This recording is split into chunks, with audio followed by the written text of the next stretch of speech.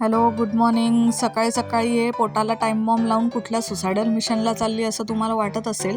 तशी आयडिया काही वाईट नाही आहे. खूप वर्षाआधी झाला आहे हा प्रयोग करून. आत्ताही कोणाला उडवायचं असेल तर सांगा. असा कितीही क्रांतिकारी विचार केला तरी आज जेवणात काय बनवायचं हा जागतिक प्रश्न सोडवण्यासाठी अनिकेतने किती फरमाईश केल्या तरी आपण मात्र डाळ खिचडी करायची आणि हमरेको तुमरेको बघत एन्जॉय करायचं. पण आज मकर संक्रांतीचा सण म्हणून म्हटलं बॉम्ब उडवते मग उडवू. आज फक्त धूळ उडवू आणि कामाला लागू. आणि समाजाच्या पिअर प्रेशर खाली येऊन तिळगुळ करायला घेतले. हे पाखेचा 1 तार 2 तार बघून माझी तार मस्तकात गेली.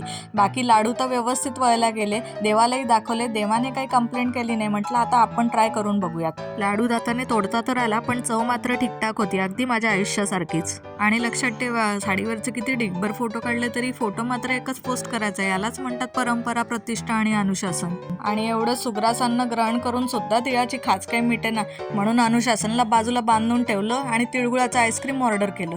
पण राहून राहून एकच प्रश्न पडताय, मकर संक्रांतीला पांढऱ्या तिळाचे लाडू का बनवायचे? कपडे काळे घालायचे, पांढऱ्या तिळाचे लाडू करायचे, असा वर्णभेद कशासाठी? याचं उत्तर माहिती असेल तर प्लीज कमेंट बॉक्समध्ये सांगा. बाय.